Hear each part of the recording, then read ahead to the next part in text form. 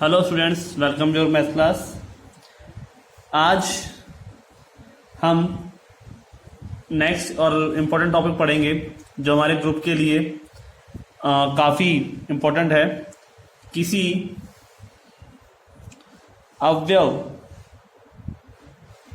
की पूर्णांक घात, ये हमारा आज का टॉपिक रहेगा कि हम किसी भी समुच्चय की का ऑर्डर तो हम निकाल लेते हैं। जैसे इसमें 4 एलिमेंट है तो उस ग्रुप का ऑर्डर हम कहते हैं कि 4 है, ठीक है।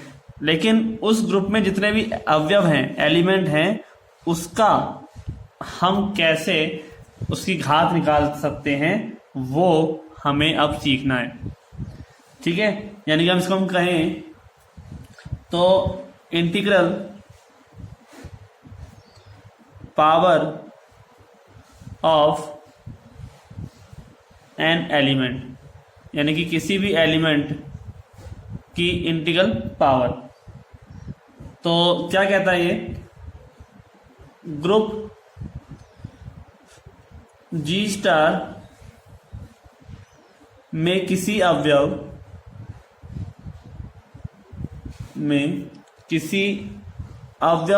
ए की पूर्णांक घात को निम्न प्रकार लिख सकते हैं।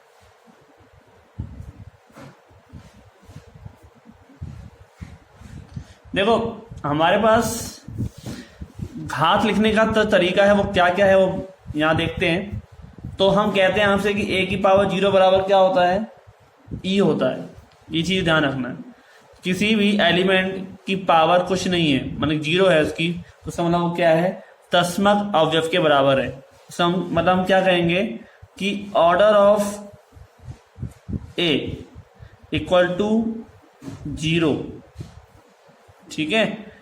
ऑर्डर ऑफ a बराबर 0, तो वो किसके बराबर होगा, तस्मक अवयव के बराबर, ठीक है। ई क्या है, ग्रुप का तस्मक अवयव है, तस्मक अवयव है, ठीक है। आगे देखते हैं। तो हमारे पास सेकंड जो रूल कहलाता है वो ये है कि अगर हम a की पावर n को लिखना चाहते हैं तो वो हमारे पास a स्टार a, मतलब कि कितनी बार, n बार, ठीक है, n बार मल्टीप्लाई होगा, ठीक है, n बार, जहां n क्या है, धनात्मक पूर्णांक है, ठीक है। ऐसे इसको लिखना है हमें। तो हमारे पास नंबर 3 रूल कहलाता है कि a की पावर 1 बराबर a तथा a की पावर n प्लस 1 बराबर a की पावर n स्टार a। मतलब a की पावर 0 है तो e के बराबर है, a की पावर 1 है तो वो a के बराबर है, और a की पावर n प्लस 1 जो है वो a की पावर n स्टार a। इस तरह से लिखा जा सकता है। प्रत्येक n धनात्मक ताकत संख्या है, ठीक है। और एक चीज और है हमारे पास, a का इनवर्स, या हम कहें तो a की power minus n equal to a inverse की पावर n, ठीक है। a की पावर माइनस n बराबर a इनवर्स इंटू n। इस प्रकार से हम इसको लिख सकते हैं, ठीक है। तो हमारे पास इस चीज को ग्रुप का अवयव है उससे हम बता भी सकते हैं। हम बता सकते हैं यहां पर कि a की पावर अगर n स्टार a की पावर m है तो हम उसको n प्लस m, ठीक है, या उसको वापस से a की पावर m स्टार a की पावर n भी लिख सकते हैं, ठीक है। और क्या कह सकते हैं हम, a की पावर n है की पावर m है वो a की पावर m की पावर n के बराबर होता है। ये छोटे छोटे रूल हैं हमारे पास। इन छोटे छोटे रूलों को ध्यान में रखते हुए हमें ग्रुप का ऑर्डर निकालना है, ये तो है घात, ठीक है, कि a की पावर 0 है तो e, a की पावर n है तो मतलब इसको हम n वाला संक्रिया करा रहे हैं, a की पावर 1 का मतलब a, n+1 का मतलब a की पावर n स्टार a। तो इस तरह से इसका हमें ध्यान रखना है। अब हम ऑर्डर की बात करेंगे, ठीक है, किसी भी एलिमेंट में एलिमेंट के ऑर्डर की बात हम कर रहे हैं, तो ग्रुप के अवयव की कोटि निकालने के लिए ग्रुप के अवयव की कोटि ये हम कैसे निकालेंगे इसको देखते हैं।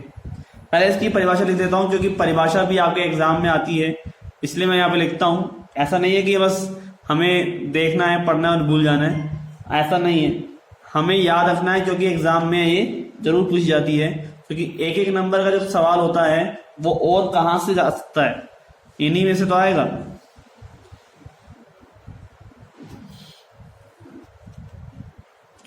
तो देखते हैं कि यदि ग्रुप G स्टार का एक अवयव स्मॉल a है, स्मॉल a है, तो छोटे से छोटा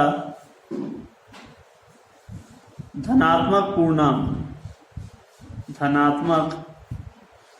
पूर्णांक स्मॉल n यदि उसका अस्तित्व इस प्रकार हो,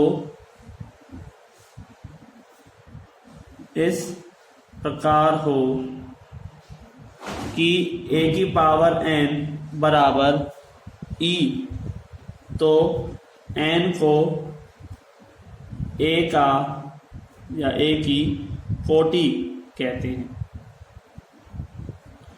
मतलब कि ऑर्डर ऑफ a बराबर n, ये हम लिख सकते हैं अगर a की पावर n बराबर e के बराबर है, ठीक है। a की पावर n e के बराबर अगर आता है तो हम क्या कहेंगे कि ऑर्डर ऑफ a क्या है, n के बराबर है।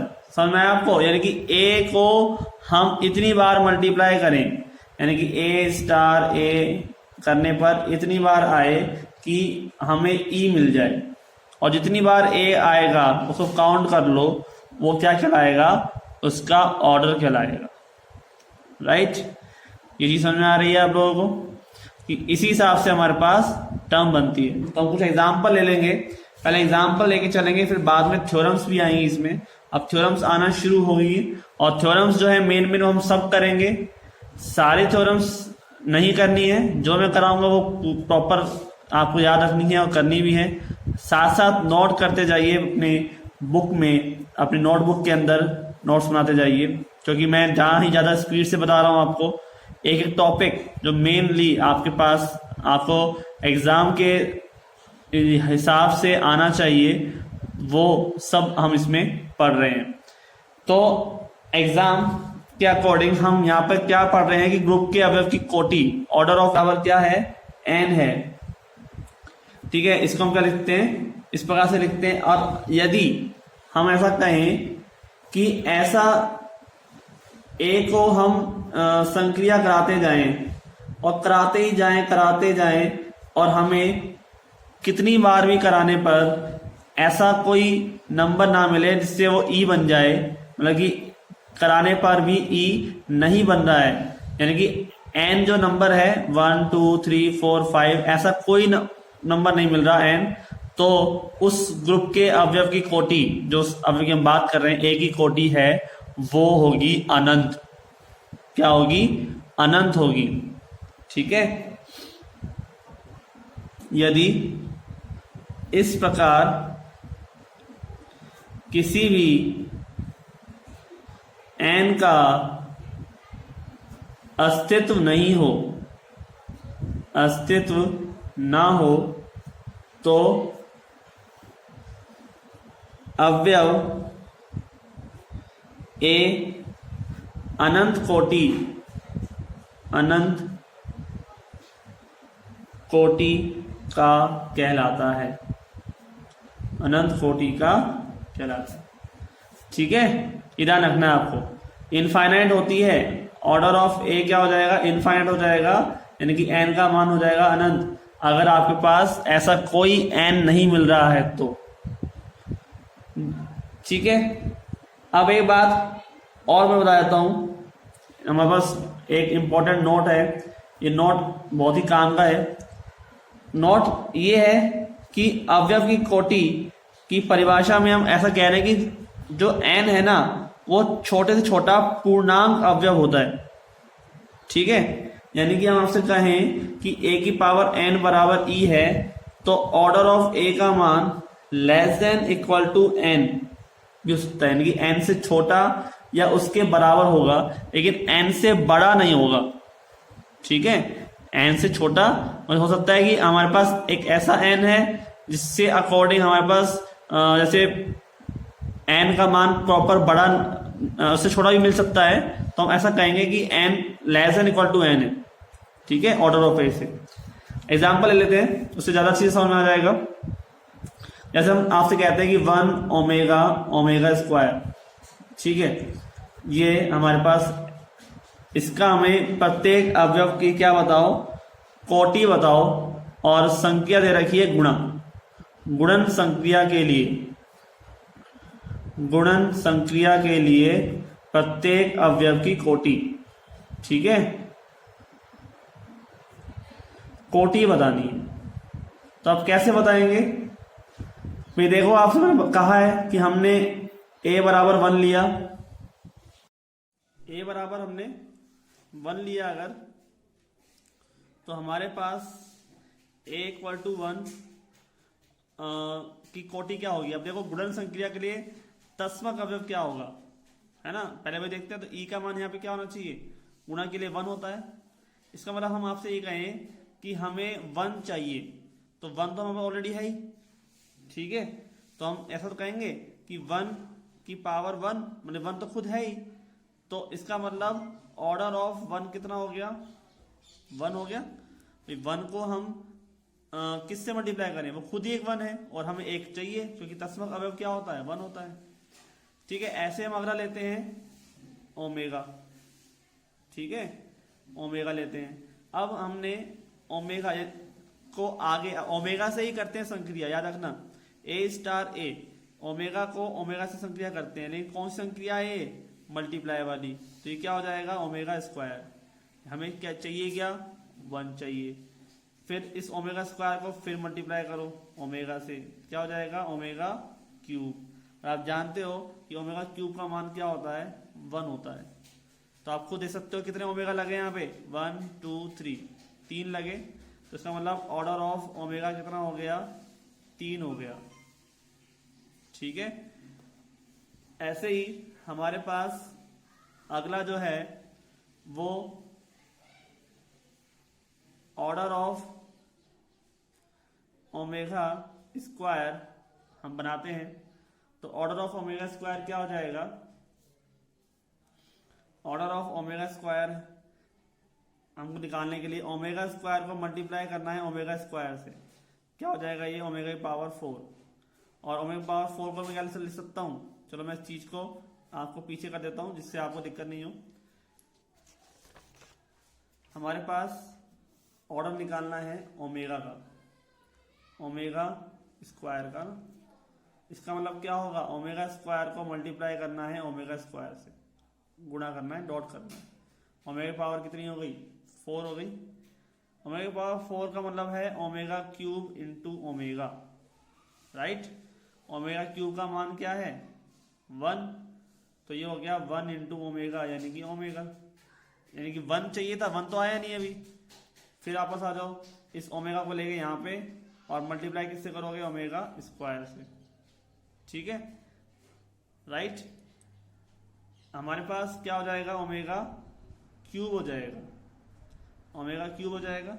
ओमेगा क्यूब का मान कितना होता है, 1 होता है, और 1 ही हमें चाहिए था। तो अब आप देखो आपके पास कितने ओमेगा स्क्वायर लगे हैं, 1 2 और ये 3। तो इसका मतलब ऑर्डर ऑफ ओमेगा स्क्वायर कितना हो गया, 3 हो गया। हो गया, समझ में आया नहीं आया बताओ। इस तरह से हमने प्रत्येक अवयव का ऑर्डर निकाल लिया। और क्या था, 1 ओमेगा और ओमेगा स्क्वायर में ऑर्डर निकाला, तो 1 का तो आया 1 और ओमेगा स्क्वायर ओमेगा का आया ऑर्डर 3 और इसका भी आया 3। ठीक है, दोनों का हमारे पास ऑर्डर तो कितना आया 3। तो इस तरह से हमने इसका निकाला। और भी एक एग्जांपल ले लेते हैं गुणा संक्रिया के लिए है। हमारे पास 1 -1 और आयोटा और माइनस आयोटा का जो सवाल हमने पहले भी किया था गुणन संक्रिया के लिए, गुणन संक्रिया के लिए हम बात कर रहे हैं, ठीक है, प्रत्येक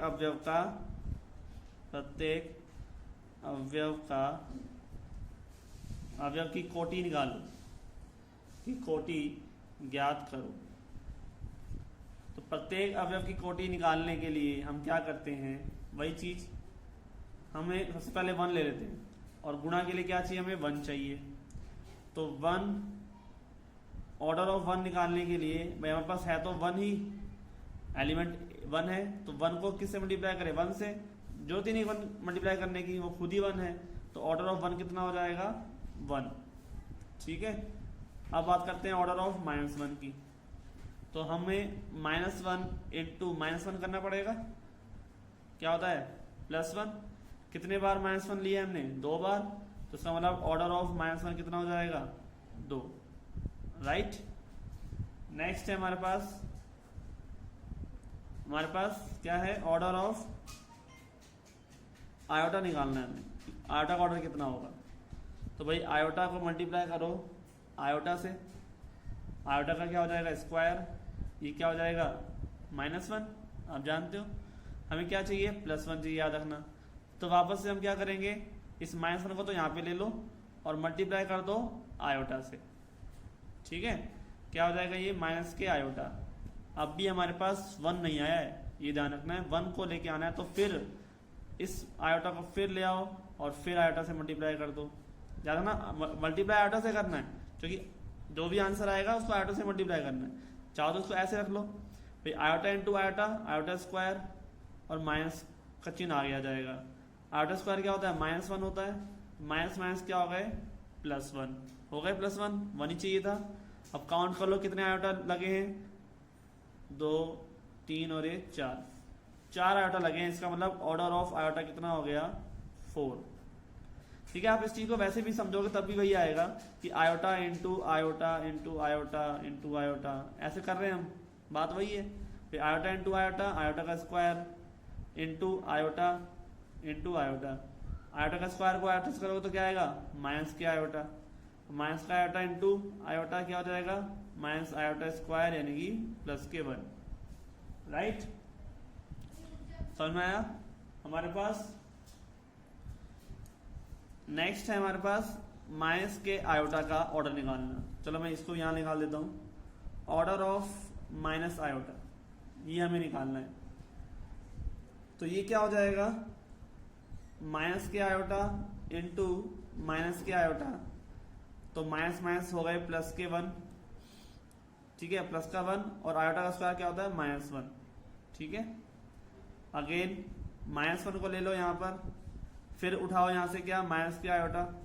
कितनी बार भी कर लो, माइनस माइनस प्लस और साथ में क्या आ गया, आयोटा।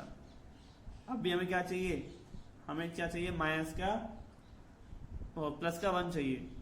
फिर आयोटा को यहां रख दिया जो आंसर है हमारा, फिर माइनस के आयोटा लगा दिया। अब की बार आयोटा गुणा आयोटा, माइनस के आयोटा स्क्वायर, और आयोटा स्क्वायर क्या होता है, -1 होता है। तो क्या आ गया, प्लस का 1। तो इसका मतलब देखो आप 1 2 3 4, अभी भी कितनी बार आया आयोटा, 4 बार ही आया है। तो ऑर्डर ऑफ माइनस आयोटा कितना हो गया, 4 हो गया। राइट, तो देख सकते हैं आप ऑर्डर ऑफ आयोटा कितना आया है, 4। माइनस आयोटा कितना आया है, 4। ऑर्डर ऑफ -1 कितना आया है, 2। और +1 का तो 1 है ही। तो इसका मतलब आप यहां पे देख सकते हो कि 1 का ऑर्डर 1, -1 का 2, आयोटा का 4 और माइनस आयोटा का 4। ठीक है, अभी तो हम निकालना सीख रहे हैं इसके ऑर्डर्स को, फिर बाद में हम इसके प्रॉपर्टीज भी पढ़ेंगे कि कैसे कैसे ये काम करती है, कैसे से आपस में लिंक होती है। ठीक है, तो आज के लिए इतना ही, मिलते हैं नेक्स्ट वीडियो में। धन्यवाद।